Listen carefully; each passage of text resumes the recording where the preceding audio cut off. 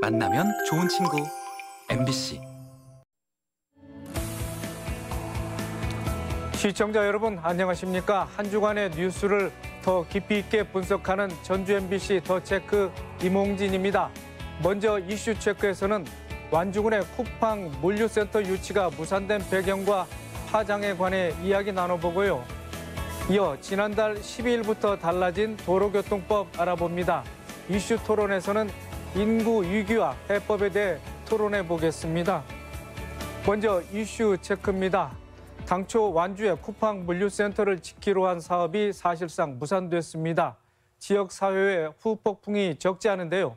김하연 기자 나와 있습니다. 김 기자, 지난해 전라북도와 완주군이 전자상거래 소매기업이죠.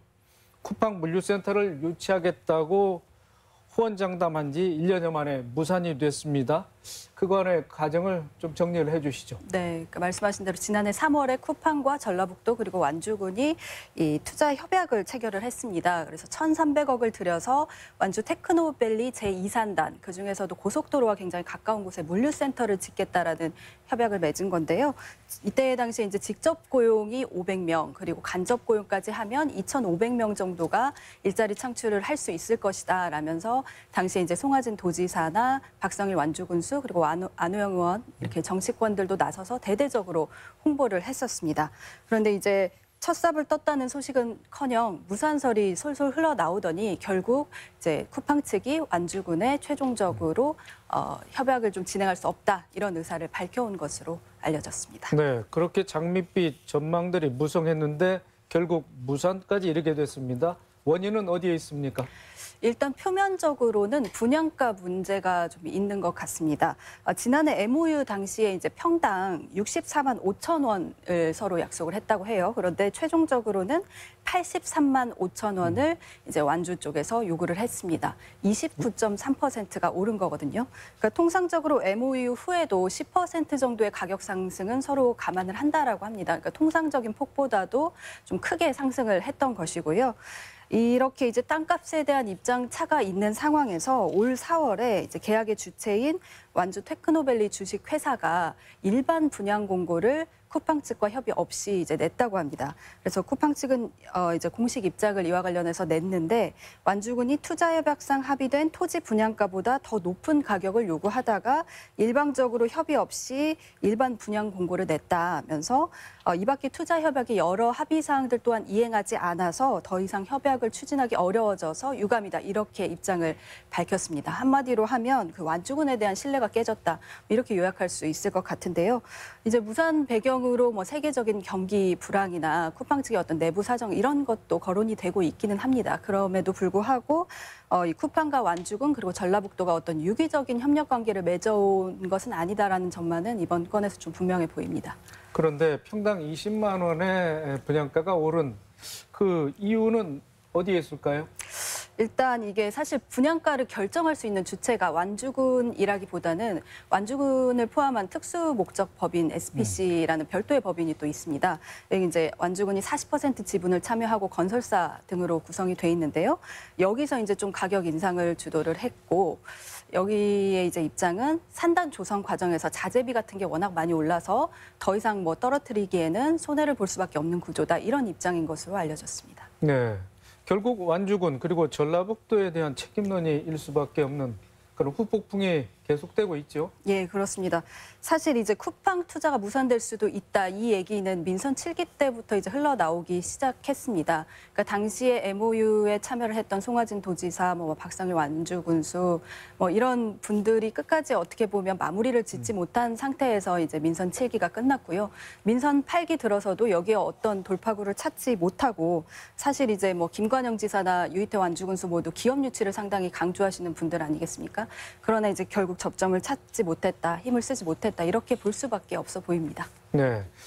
그런데 김관영 지사 며칠 전에 기자들과 간담회를 열었었죠. 이 문제에 대해서도 언급이 있었겠죠? 네, 그렇습니다. 쿠팡에 대해서 일단 그 당시 분양가 인상이 좀 적절했는지에 대해서 면밀히 살펴보겠다 이렇게 말씀을 하셨고요.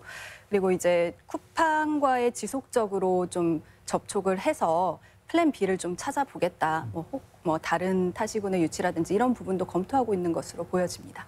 네, 사실 대기업과의 투자 협약이 무산된 건 이번이 처음이 아닌데요. 지난 민선 5기 김한조 지사 때도 삼성이 새만금에 투자하겠다고 하다가 무산된 일이 있었습니다.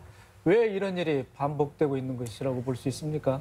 그러게요. 그러니까 말씀하신 대로 삼성은 7조 투자하겠다고 했다가 5년 뒤에 무산이 됐고요. 또 LG화학이 2017년에 새만금 산단에 3천억 정도 투입해서 공장 짓겠다 이렇게 했는데 또 무산이 됐거든요. 그러니까 민선 6기 이후에 전라북도가 체결한 MOU가 371건이나 됩니다. 근데 이제 실제 이행까지 이어진 건 229건, 그래서 완료율이 61.7%에 불과합니다. 그러니까 대표적으로 저희가 무산된 사례만 알고 있지만 사실 MOU만 맺고 결말이 지어지지 못한 사례들이 굉장히 많다는 거죠. 그래서 물론 MOU라는 게 좀 구속력이 없기도 하고 기업의 상황에 따라 뭐 왔다 갔다 할 수 있는 것이기는 하지만요. 보여주기식 MOU가 남발되는 것 아니냐 이런 지적이 나올 수밖에 없습니다. 그리고 이제 아까 말씀한 그 MOU 체결에 대한 통계 전라북도가 내놓은 거긴 한데요. 이행률 자료를 보면 뭐 준비 중이다, 입주 계약이다, 뭐 공장을 짓고 있다 이런 식으로만 나오지 당초에 체결했을 당시에 채용 규모 혹은 뭐 투자의 규모 이런 것들이 제대로 이행됐는지는 전혀 팔로우가 되어 있지 않더라고요. 그래서 MOU 체결 이후에 사후 관리가 제대로 되지 않고 있다 이렇게 보여집니다. 네, 투자 협약에 관한 MOU 그 사후 점검도 충실히 해야 되겠다 이렇게 결론을 내리면 되겠습니다. 네, 그렇습니다. 김하영 기자 오늘 수고하셨습니다. 네, 고맙습니다. 네, 지난달 12일부터 도로교통법이 달라졌는데 관련 내용은 무엇이고 어떤 점에 유의해야 할지 짚어보도록 하겠습니다. 도로교통공단 전북지부 윤현석 교수와 함께합니다. 윤 교수님 안녕하십니까? 예, 안녕하세요. 네, 2022년 달라지는 도로교통법이 있는데요. 가장 관심이 가는 부분이 우회전 방법 아니겠습니까? 기존의 규정과 어떤 점이 달라지는지 좀 간략히 설명을 해주시죠. 예, 그 2022년 개정되는 도로교통법 중에서 말씀하셨듯이 가장 관심 있어 하시는 게 과연 우회전 시 일시정지를 해야 되는 것인가에 대해서 질문을 많이 하세요. 저희도 이제 내부적인 운전자 교육을 하다 보면 실제로 많이 질문을 가장 많이 하시는 그 내용 중에 하나죠. 간단하게 기억하시면 돼요. 그 차량의 그 진행 신호가 적색일 때는 일시정지를 하셔야 됩니다. 그리고 차량의 신호가 녹색일 때는 서행하시면 돼요. 근데 여기서 주의하실 거는 진행 신호가 녹색일 때 서행을 해야 된다고 오해를 하시고 서행을 해야 된다고 오해를 하시고 보행자가 있어도 일시정지를 안 해도 되는 거 아니냐 오해하시는 경우가 있는데 보행자가 있으면 어떤 상황이든 정지를 하셔야 돼요. 그때는 또 일시정지가 아니고 보행자가 횡단을 끝날 때까지 정지를 하셔야 되는 거죠. 그게 가장 중요한 점이 되겠고요. 이제 우회전 전용 신호등이라는 게 생깁니다. 그리고 이 우회전 일시정지에 대해서 보다 명확하게 개정된 법률이 내년 1월 달에 시행이 되죠. 그래서 이런 점들을 좀 기억을 해주시고 다시 한번 말씀드리지만 내년 1월 달에 또 시행이니까 지금은 또 일시정지를 안 해도 되는 거 아니냐? 절대로 아니고요. 지금도 일시정지는 하시는 게 맞습니다. 그러면 종전의 우회전 방법으로 해서 사고가 적지 않았습니까? 어떻습니까? 한번 그 머릿속으로 한번 상황을 그려보시면 좀 도움이 될 것 같아요. 우회전을 하실 때 대부분 맨 오른쪽 차로에서 우회전을 하시거든요. 네. 그러면 운전자 입장에서 내 옆에 다른 차가 있으면 그 왼쪽에서 횡단을 하는 보행자를 보기가 대단히 어렵습니다. 그리고 만약에 오른쪽에서 횡단을 시작을 하는 보행자도 보기가 상당히 좀 어렵거든요. 그래서 이런 그 우회전 시 일시정지 규정이 생겼다라고 이해하시면 되고요. 심지어는 이런 사고도 날 수가 있죠. 만약 일시정지를 안 하시게 되면 다른 차로에서 왼쪽이나 건너편 차로에서 신호 위반 차하고 사고가 날 수가 있기 때문에 일시정지 규정이 강화가 됐다라고 이해를 하시면 됩니다. 네, 보행자가 우선인 정책이다 이렇게 간단히 말을 할 수 있겠는데 운전자들도 그 취지에는 공감을 합니다마는 운전자들도 어떤 때는 또 보행자가 될 수 있는 상황 아니겠습니까? 예, 맞습니다. 혼란이 그만큼 뒤따를 수밖에 없는데 어떤 부분에 유의해야 될지 좀 현장에서 교육을 하고 있는 제 입장에서 제 생각을 좀 말씀을 드리면 예전에는 아무래도 보행자보다는 운전자 중심의 정책이 많이 시행이 됐습니다. 가장 대표적인 게 교통사고 처리 특례법인데요. 그게 골자가 그거죠. 공제조합이나 종합보험에 가입이 돼 있으면 운전자의 형사처벌을 면제해주겠다는 게 골자이기 때문에 어느 정도 그게 사회적으로 용납이 됐던 시절도 있었습니다. 20, 30년 전에는. 지금은 그렇지 않습니다. 지금은 보행자 중심이라고 생각을 하시면 돼요. 그래서 제가 드렸듯이 우회전 일시 정지도 중요하지만 보행자가 보이면 정지한다라고 생각을 하시면 사실 뭐 적색의 일시 정지, 녹색의 일시 정지 안 해도 된다 그런 거를 떠나서 상당히 안전하게 운전할 수 있는 그런 환경이 조성이 될 수 있을 것 같고요. 제가 이제 녹색 신호에는 차가 진행해도 된다라고 말씀을 드리니까 보행자가 내 앞에만 없으면은 또 진행해도 되는 거 아니냐라고 생각을 하시고 일시 정지만 하시고 보행자가 있음에도 불구하고 그 사이로 우회전을 하시는 경우도 있거든요. 그런 경우에는 당연히 보행자 보호 의무 위반이 적용이 되겠습니다. 그래서 보행자 중심의 교통문화로 바뀌어가고 있다. 그렇게 생각해 주시면 되겠습니다. 그런데 단속은 경찰이 해야 되지 않겠습니까? 실제 단속이 이루어질 수 있다고 보십니까? 그렇죠. 많은 분들이 또 이 단속에 대해서 물어보시는데 사실 일시정지에 대해서 경찰청에서 집중 단속을 하겠다라는 공지는 아직까지는 없습니다. 그러면은 이게 단속을 아예 안 하는 것이냐? 그건 또 아니거든요. 단속은 할 수 있고요. 근데 제가 한 가지 말씀드리고 싶은 거는 사고 났을 때예요. 사고가 나게 되면 일시정지를 했냐 안 했느냐에 따라서 운전자의 과실, 심지어 가해자, 피해자가 바뀔 수도 있습니다.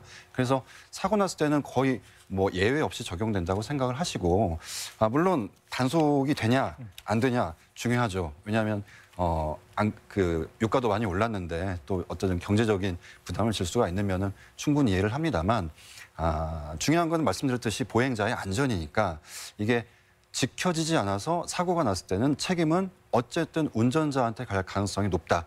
예, 그렇게 생각해 주시면 되겠습니다. 네, 교수님 그리고 어린이 보호 구역 아니라든지 신호 없는 횡단보도에서도 일시 정지를 해야 되는 것은 당연한 일이죠. 그렇죠. 많은 운전자분들이 요새 우회전 일시 정지는 많은 관심도 가지시고 신경을 쓰시는데 어린이 보호구역 내 신호 없는 횡단보도에서 일시 정지를 해야 된다는 거는 많이들 모르세요. 이게 이제 말씀드렸듯이 만약 어린이가 통학버스에서 내렸는데 부모님께서 건너편에서 아이 이름을 불러요.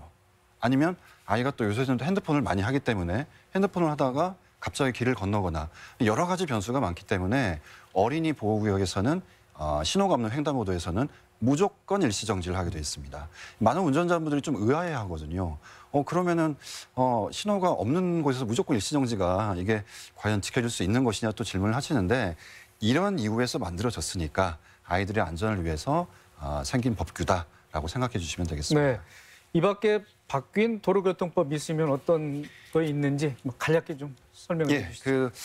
보도와 차도의 구별이 없는 곳에서 예전에는 보행자가 도로의 오른쪽을 통행하게 돼 있었거든요. 근데 그렇다 보니까 운전자들이 좀 오해를 하세요. 그럼 보행자가 운전자한테 양보를 해야 되는 거 아니냐 오해를 하셔가지고 지금은 보행자가 보차도 구별이 없을 때에는 도로의 모든 구간을 통행할 수 있게 바뀌었습니다. 그렇다고 해서 그럼 보행자가 운전자의 통행을 방해해도 되는 거냐? 일부러 늦게 가도 되는 거냐? 그건 당연히 아닙니다. 통행을 방해하면 안 되되 도로의 전 구간을 통행하게 바뀌었다. 그런 점들도 생각해 주시면 고맙겠습니다. 네, 교수님 오늘 말씀 감사합니다.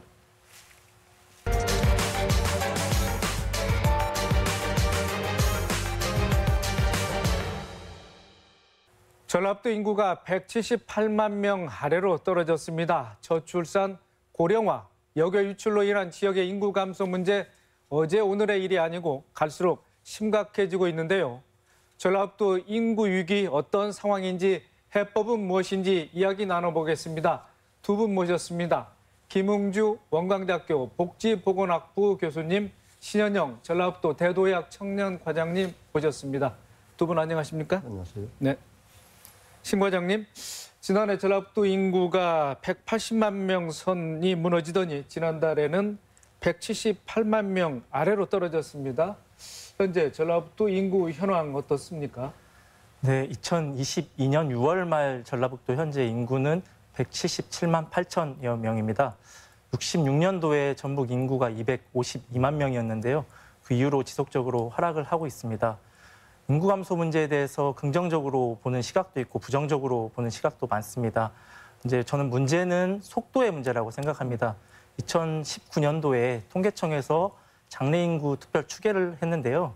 2028년도에 우리나라의 인구가 정점을 찍고 감소할 것이다. 이렇게 예상을 했습니다.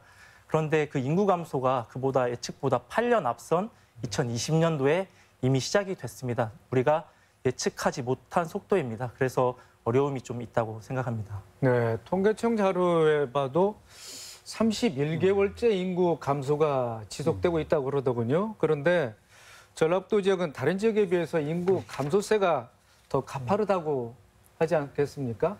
어떤 상황입니까? 네, 그렇습니다. 그 인구의 격차 문제도 심각한데요.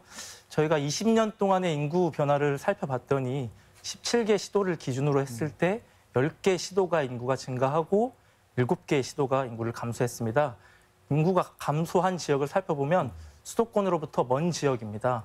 예를 들면 전남 같은 경우는 지난 20년 동안 30만 명의 인구가 감소를 했고요. 경북 같은 경우는 17만 명이 감소했습니다. 그동안 우리 전북도 21만 명이 감소했습니다. 반면에 경기도 같은 경우는 같은 기간 동안 435만 명이 증가를 했고요. 또 인천 같은 경우는 40만 명이 증가를 했습니다. 이처럼 수도권과 비수도권과의 격차가 심해지면서 우리 비수도권 지역인 전북은 좀 더 어려운 상황에 처해 있다고 말씀드릴 수 있습니다. 네, 알겠습니다. 김용주 교수님, 네. 인구가 줄어드는 게 많은 문제를 야기하겠죠. 예. 그러면서도 또 그 심각성도 갈수록 우리가 뭐 체감하는 상황인데 어떻게 진단하고 계십니까? 그러니까 인구 문제는 흔히 이게 이제 두 가지 관점이 있습니다. 이 과잉일 때의 문제가 있고요. 과소일 때의 문제가 있습니다. 우리 과거는 과잉의 문제였었죠. 그래서 80년대까지만 해도 뭐 둘만 낳아 잘 기르자. 이게 우리의 인구 대책이었었는데 어느덧 지금은 이제 인구가 너무 많이 줄어서 전 세계에서 가장 최저의 출산율을 기록하고 있는 국가가 되고 있고 전라북도 같은 경우에 가장 큰 문제는 인구 구조가 건강하지 않게 줄어들고 있다라는 거죠. 인구가 줄어들게 되면 몇 가지 문제가 있습니다. 인구가 줄어들면서 적정 구조가 되지 못하는 겁니다. 그러니까 노인 인구는 줄어들고 경제활동 인구는 노인 인구는 늘어나고 경제활동 인구는 줄어들고 그러다 보면 이제 노인 부담의 문제가 되고요. 그 노인 부담의 문제는 세대 갈등의 문제가 되는 겁니다. 그렇게 된다 보면은 지금까지 우리 한국 사회는 지역 갈등의 문제, 이념 갈등의 문제도 심각한 어떤 갈등 상황이었는데 세대 갈등까지 이렇게 나타나게 되는 거고요. 그다음에 이제 또 한 가지는 이게 이제 학령 인구가 격감하게 됩니다. 그러다 보니까 이제 어떤 지방 대학의 문제가 나타나게 되고 지방의 대학이 문제가 되기 시작하게 되면은 어떤 지역의 지속 가능한 발전의 문제가 또 생겨날 수도 있죠. 이런 여러 가지, 그러니까 과소한 것도 문제지만 과소하면서 인구 구조가 적정하지 않을 때 어떤 심각한 문제들이 나타나게 됩니다. 네. 특히 이제 비수도권 지역은 출산율이 떨어지고 인구가 밖으로 나가고 네. 그래서 전통적으로 또 구조적으로 이런 이중고를 겪고 있지 않겠습니까? 그러면서도 인구 위기는 곧 지방 소멸로 이어지고 지방 소멸은 또 현실화하는 그런 뭐 공고해지고 있는 상황인데요. 지방 소멸 어떤 지금 단계입니까? 너무 심각한 현실로 다가오고 있죠. 특히 아까 우리 과장님께서 이야기했듯이 서울을 중심으로 해서 먼 거리, 우리 대학에서는 벚꽃 지는 순서라고 이야기까지 하는데 먼 거리일수록 지방 소멸 지수는 심각한 수준입니다. 그 심각의 와중에 전라북도는 아주 심각한 지역이고요. 14개 시군 중에서 아마 몇 개 시 빼놓고는 대부분 지방 소멸 위기를 맞고 있다고 생각을 합니다. 그런데 이게 지방 소멸의 절대수 감소보다도 이 구조적 불균형을 저는 좀 꼭 계속 이야기를 하고 싶은데요. 예를 들어서 전라북도 같은 경우에도 군 단위에서 보면은 읍면 지역으로 모입니다. 또 전라북도 지역으로 본다라면 전주 중심으로 이렇게 모이게 됩니다. 또 대한민국으로 보면 서울 중심으로 이렇게 몰리게 되죠. 그렇기 때문에 연쇄 파동 형식으로 지방 소멸의 어떤 위험성이 이렇게 파급되는 겁니다. 그래서 이 지방 소멸이라는 것은 결과적으로 지방만의 문제가 아니다. 이것은 아까 연쇄 반응이듯이 연쇄 소멸로 이어질 수 있다. 그렇기 때문에 이것은 국가의 문제이고 사회의 문제이고 라는 그런 인식의 전환이 꼭 필요하다라고 저는 생각을 합니다. 네. 지방 소멸인데 또 지역 소멸로 돼 있고 될 수도 있고 또 전라북도 내에서는 이제 시 단위보다는 이제 군 단위 지역의 그런 현상이 더 심각해질 수 있는 것 같은데요. 인구 감소 원인 네. 뭐 쭉 저출생도 있고 고령화도 있고 역여 유출이 있고 하나하나 좀 짚어서 어떤 연관성이 있는지 한번 좀 말씀 들어보겠습니다. 예, 우리가 흔히 인구 감소 같은 경우에는 뭐 저출산 문제라고 이야기를 하죠. 그런데 이 저출산 문제 할 적에 왜 저출산일 것인가라는 문제를 우리가 심각하게 이렇게 좀 짚어봐야 됩니다. 그러니까 흔히 저출산 문제 하면은 여성의 문제로 이렇게 취급을 하는데 여성이 출산을 하고 양육을 하고 교육을 할 수 없는 구조에 대해서 우리는 가끔 놓치고 있는 경우가 있는 것 같습니다. 그렇기 때문에 저출산 문제는 우리 사회 전체의 문제이고 우리 사회 전체가 건강해져야 그러니까 교육 문제에서부터 시작해가지고 모든 문제들이 어떤 해결되어야 저출산 문제는 해결될 수 있다라고 저는 생각을 하는 거고요. 우리 전라북도 지역을 좀 한정시켜서 이야기를 해보자라면은 많은 사람들은 이제 산업 관점에서 먹을거리가 없다, 일자리가 없다라고 저는 생각을 합니다. 그런데 물론 일자리가 없기 때문에 인구 유출이 일어나고 그게 이제 인구 감소의 원인도 됩니다. 그렇지만 저는 그거와 더불어서 꼭 한 가지 더 짚고 넘어가야 될 게 우리 사회의 학벌주의, 학벌공화국이라고 이야기를 합니다. 그러니까 전라북도에서 우수한 인재가 전라북도에서 뭔가 기여를 하고 역할을 하는 게 아니라 어쨌든 서울로 가야 됩니다.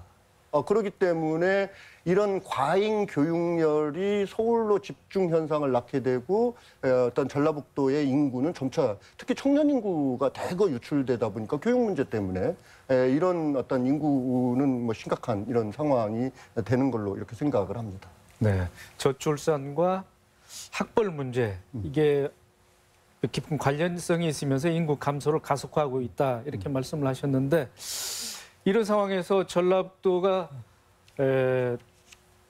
대도약 청년과를 또 신설했지 않겠습니까? 또 다른 과하고 지금 그 명칭을 좀 비교해 보면은 좀 생소한 감도 있는데 어떤 의미에서 그런 과를 두게 됐는지 한번 좀 그 배경을 좀 설명을 해주시죠. 예. 우리 전라북도가 인구 감소 문제의 심각성을 인식하고 2019년도에 대도약 기획단을 만들었습니다. 그래서 미래 정책을 발굴하고 인구 정책을 좀 더 체계적으로 대응하고자 노력을 하고 있는데요.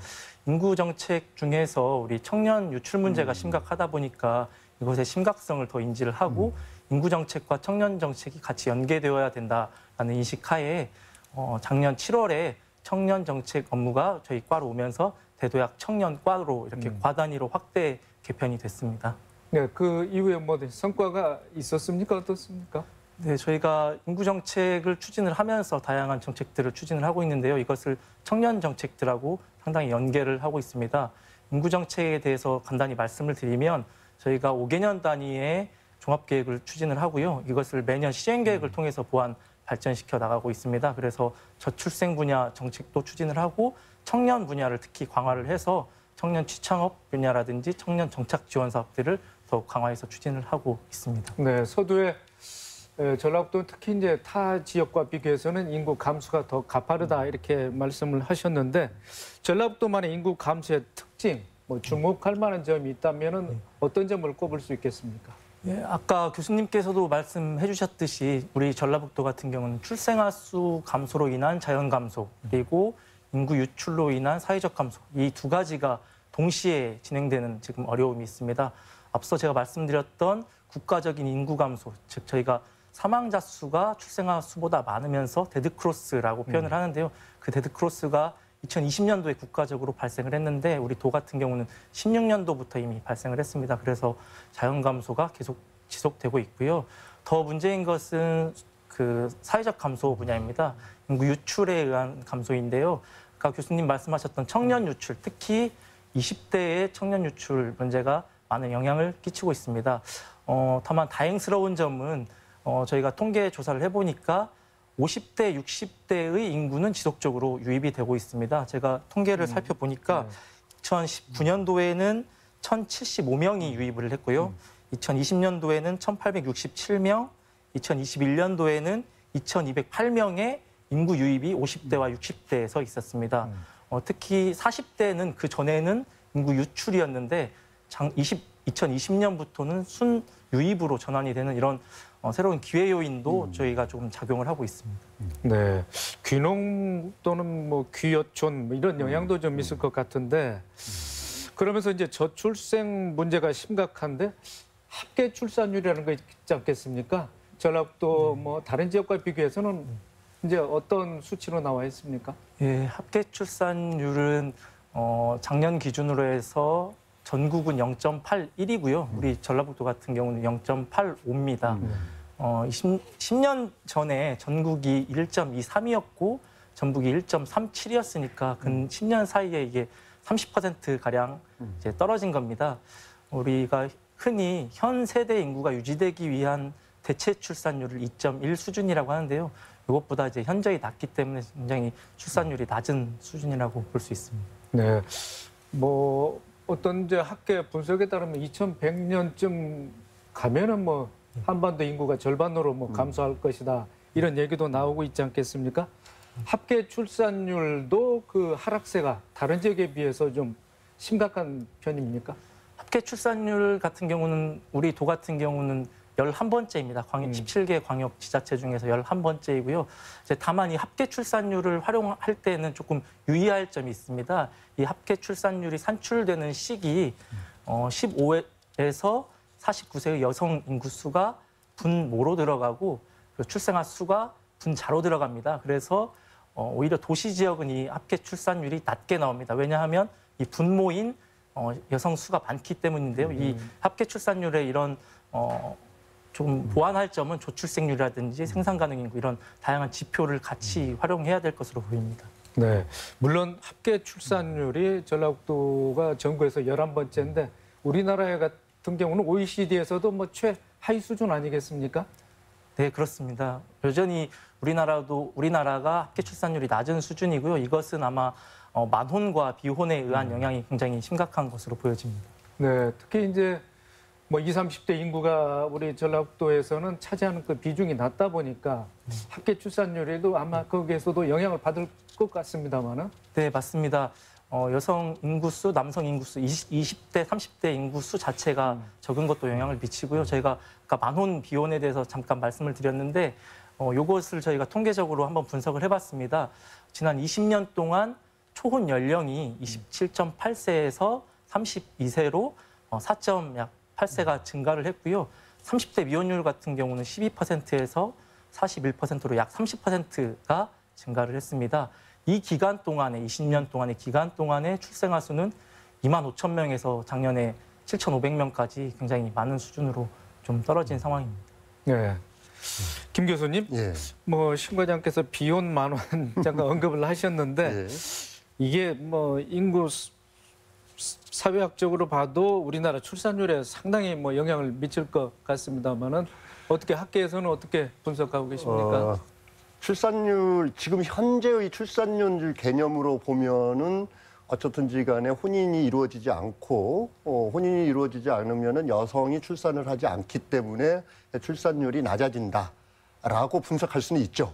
그렇지만은 거기에는 큰 함정이 있습니다. 두 가지가 있는데요. 첫째는 이 출산이라는 개념을 여성의 책임으로만 생각하는 문제는 큰 문제입니다. 그러니까 이 개념 자체가 지수 자체가 조금은 달라져야 된다라는 거고요. 그러니까 일단 가족의 개념이랄지 남성과 여성의 개념으로 이렇게 출산 개념을 좀 달리 봐야 된다라는 거 한 가지 하고요.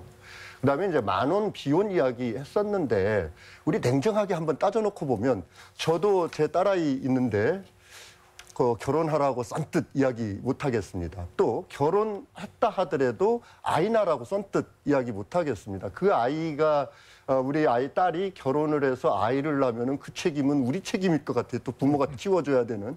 그러니까 한마디로 이야기하면은 출산하고 양육하고 교육시킬 수 있는 사회 구조가 전혀 되어 있지 않는 상태에서 더군다나 이 20대, 30대에게 모든 책임이 주어진다? 이것은 조금 우리 사회가 반성해야 될 문제라고 저는 생각을 합니다. 그렇기 때문에 비혼 만혼을 사회 문제로 볼 게 아니라 그러니까 어떤 20대, 30대의 문제로 볼 게 아니라 우리 사회 전체의 문제로 봐야 된다.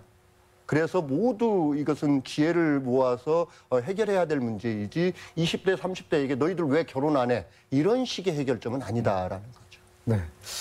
김 교수님, 전에는 이제 농촌 지역 인구가 이제 감소세가 뚜렷했었는데 지금은 오히려 좀 안정세로 찾아가는 건 그런 통계적으로 나타나는 것 같고 반면에 이제 최근 들어서는 이제 전주 전라북도 이제 도청 소재지 전주의 인구 감소가 두드러지고 있다고 그럽니다. 익산과 또 뭐 군산도 이런 현상이 나타나고 있고요. 어떻게 분석해야 될까요? 아까 과장님께서 이야기했듯이 다양한 귀농, 기촌, 그다음에 유입이 이제 이루어지고 있고 새로운 사람들이 나타나고 있거든요. 그런데 이제 그것도 면밀히 좀 지켜봐야 되는데요. 첫째는 이 읍면 지역, 특히 농촌 지역에 유입되는 인구는 아까 이제 귀농귀촌인데 대부분 50대 이상 귀촌 인구들입니다. 귀농보다는 귀촌 인구라는 게 특징이 있고요. 그 다음에 읍면 지역의 인구 중에 상당 부분은 다문화 가정 아이들과 다문화 가정 여성들입니다. 결혼 이주 여성들입니다. 그렇기 때문에 일면으로 보면은 사람이 늘어나고 있는 것처럼 보이지만 우리가 건강한 인구 구조 측면에서 바라본다라면 이들에 대한 그러니까 다문화 가정에 대한 우리 사회의 어떤 그 포용 정책이 전제되지 않는 상태에서 다문화 가정 아이들이 늘어나고 있는 문제, 또 귀촌 같은 경우에도 어떤 농촌에 정착해서 살고자 하는 의지도 있지만 농촌을 좀 활용하려는 이런 경우도 있거든요. 그렇기 때문에 유턴 현상들도 많이 일어나게 되고 유동성이 매우 강합니다. 그렇기 때문에 어느 시점에서는 통계적으로 인구가 늘어날 수 있을지 모르겠지만은 그게 농촌의 인구 증가와 건강성과 연결되지는 않는다. 이렇게 좀 분석을 해볼 필요는 있습니다. 네. 신 과장님, 전라북도 지역은 이미 이제 초고령 사회에 접어들었다고 그럽니다. 고령화 문제가 뭐 생산 가능 인구가 줄어들면서 인구 구조의 변화 문제로 이어지고 있는데 뭐 이런 상황 어떻게 분석하고 또 앞으로 대처를 해나갈 것인지 좀 말씀을 해주시죠. 네, 저희가 인구 감소 문제뿐만 아니라 관심을 가져야 될 게 바로 말씀하신 인구 구조 변화의 문제 그리고 가족 형태의 변화 문제입니다. 0세에서 14세까지의 유소년 인구가 계속 감소하고 있고 15세에서 64세까지의 생산 가능 인구 또한 지속적으로 감소하고 있습니다. 그리고 65세의 노인 인구는 지속적으로 증가하는 이런 형태인데요. 우리가 흔히 인구 구조 피라미드라고 하는 게 전에는 이제 삼각형 구조였는데 마름모를 지나서 이제 역삼각형 형태로 진행이 되고 있고요. 말씀하신 대로 우리 전라북도 같은 경우는 65세 노인 인구 비율이 22.7%로 이미 초고령 사회에 19년도에 진입을 했습니다. 그리고 그럼에 따라서 이제 총부양비는 증가되고 있는 상황이고요. 또한 가족 형태도 2000년도에는 1인 가구 비중이 전체 가구에서 17%를 차지를 하고 있었는데요. 현재는 33%로 약 2배 가까이 증가를 했습니다. 이런 인구 구조와 가족 형태의 변화가 일어나면 그에 따라서 사회도 준비를 하고 대비를 해야 되는데요.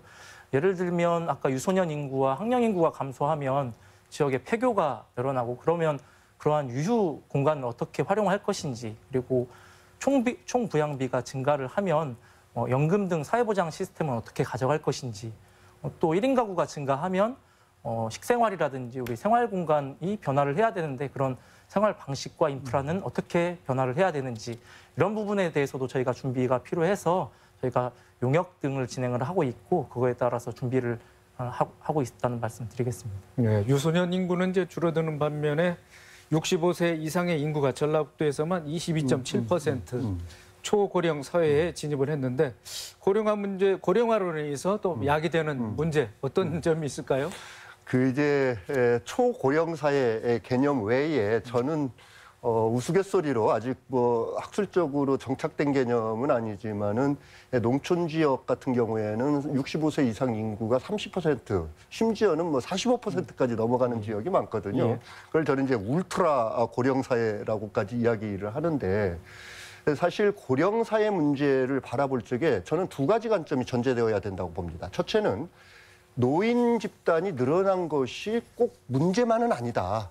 어떤 그들만의 삶이 있을 수 있고 그들이 어떤 지역의 에너지가 될 수 있다라고 저는 생각을 합니다. 그렇기 때문에 고령화 대책을 노인 인구에 대해서 뭔가 막 부양해야 되고 막 문제되고 이런 걸로 바라볼 게 아니라 노인 집단도 우리 사회의 중요한 인구 집단이 되고 그분들이 할 수 있는 역할을 찾아줘야 된다. 저는 이제 이런 생각을 좀 하는 거고요. 그래야 이제 세대 갈등 같은 경우도 없어지게 되고 그렇습니다. 그다음에 두 번째는 그렇다면 전라북도 같은 경우에는 이제 아까 초고령 사회라고 했는데 전라북도 많은 인구 정책이 필요한 겁니다. 그게 무슨 뜻인 거니? 아까 이야기했듯이 막 학계 출산율이 얼마고 어디하고 비교해서 출산율이 낮고 적고 이러한 것들은 어떤 보편적인 인구 정책의 문제인 거고요. 전라북도 많은 인구 정책이라면은 전라북도 인구 특징을 먼저 찾아야 됩니다. 어쨌든 노인 집단이 많잖아요. 그렇다면 이 노인 집단 중심으로 우리 전라북도가 뭔가 새로운 생태계를 만들어가는 어떤 삶의 경제의 생태계를 만들어갈 수 있는 방법은 없을까라는 것들을 우리가 대거 인식의 전환을 해야 된다라는 거죠. 얼마 남아있지도 않는 청년 세대 때문에 막 대기업 윤치, 일자리 창출 이런 거에 노력하는 거에 3분의 1 정도만 노인 집단에게 이렇게 관심을 되돌려도 우리 전라북도는 또 새로운 어떤 삶의 터전이 될 수가 있다라고 저는 생각을 합니다. 예. 뭐 이런 과정에서 전라북도가 인구 감소 종합 대책을 추진하고 있지 않겠습니까? 뭐 구체적인 그 사업들이 있으면 어떤 것들인지 좀 말씀을 해주시죠. 네, 말씀하신 대로 전라북도에서는 5개년 단위의 인구 종합 대책을 수립하고 또 매년 시행 계획을 수립해서 추진을 하고 있습니다. 생애 주기에 맞춰서 저출생 그리고 청년 일자리, 고령화 그리고 우리 도 특성을 반영해서 농촌 활력, 다문화, 도시 재생 이렇게 6대 분야에서 198개의 사업을 추진을 하고 있습니다. 대표적인 사업 몇 가지만 좀 소개를 해드리면 저출생 분야에서 올해부터 모든 출생아에게 200만 원씩 첫 만남 이용권을 지원을 하고 있고요. 0세에서 1세의 아이들에게는 매월 30만 원씩 24개월 동안 영아수당을 지급을 하고 있습니다. 그리고 이 외에도 산후관리 지원 서비스라든지 공동육아 나눔터 이런 사업들을 진행을 하고 있고요. 아까 교수님께서 말씀하신 우리 중년분들, 요즘에는 이제 신중년이라는 표현을 많이 쓰는데요.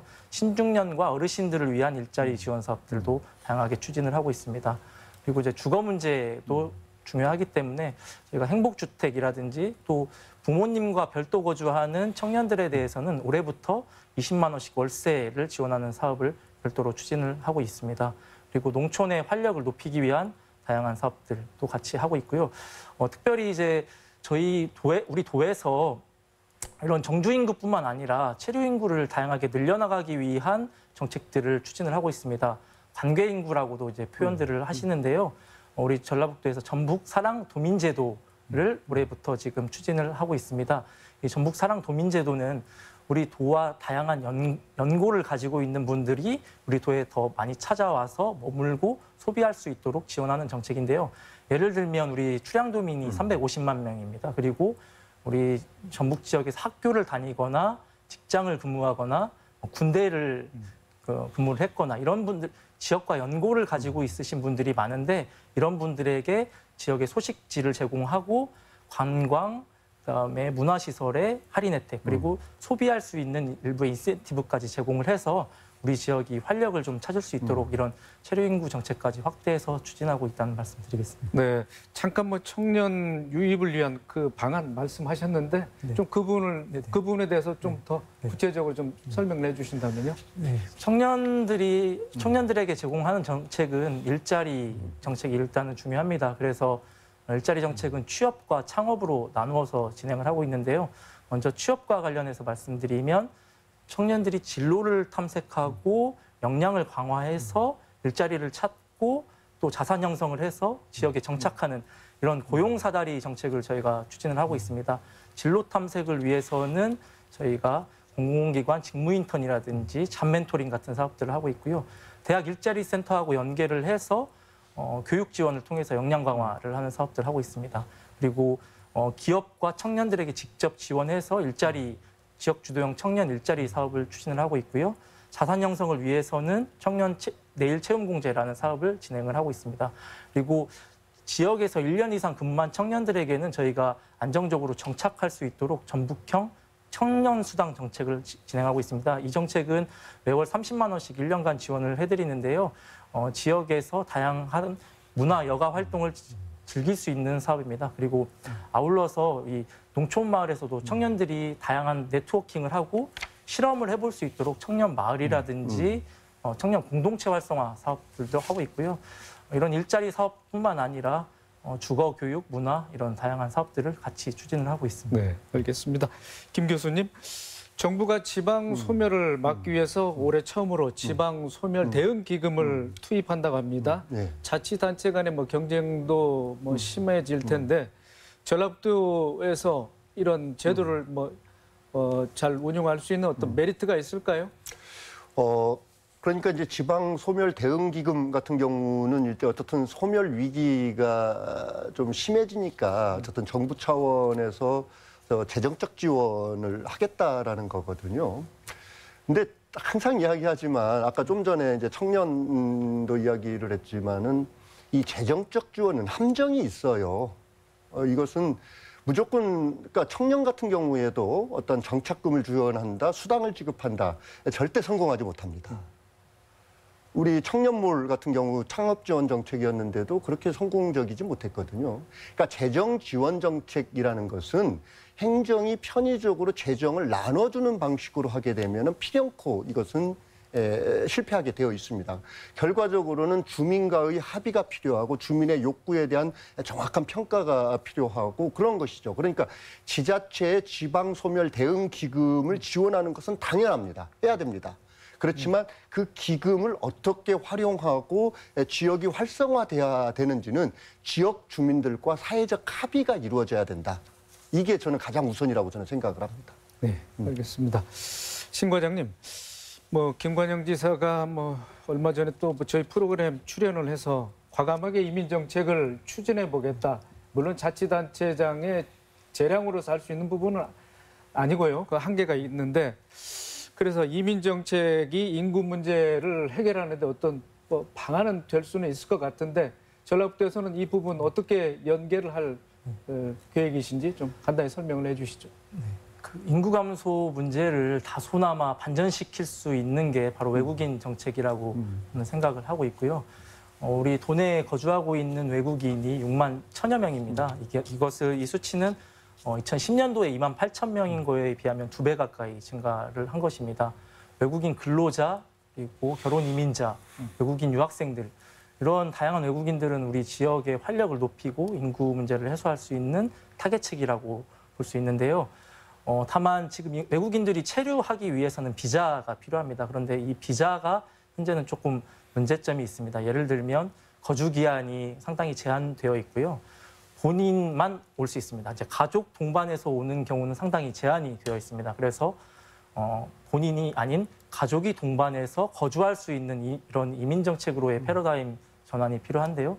정부에서도 이민청 설립을 지금 준비하고 있고 또 최근에 인구 감소 지원 특별법이 개정이 되어서 체류 권한이라든지 연장 기간 이런 것들을 바꿀 수 있는 근거가 마련이 되었습니다. 그래서 김관영 지사께서도 지난 7월 8일에 윤석열 대통령님께 지자체 인구의 10%에 대해서는 지자체장이 이민비자 발급 권한을 추천할 수 있는 권한을 부여해 달라라는 건의를 하였고요.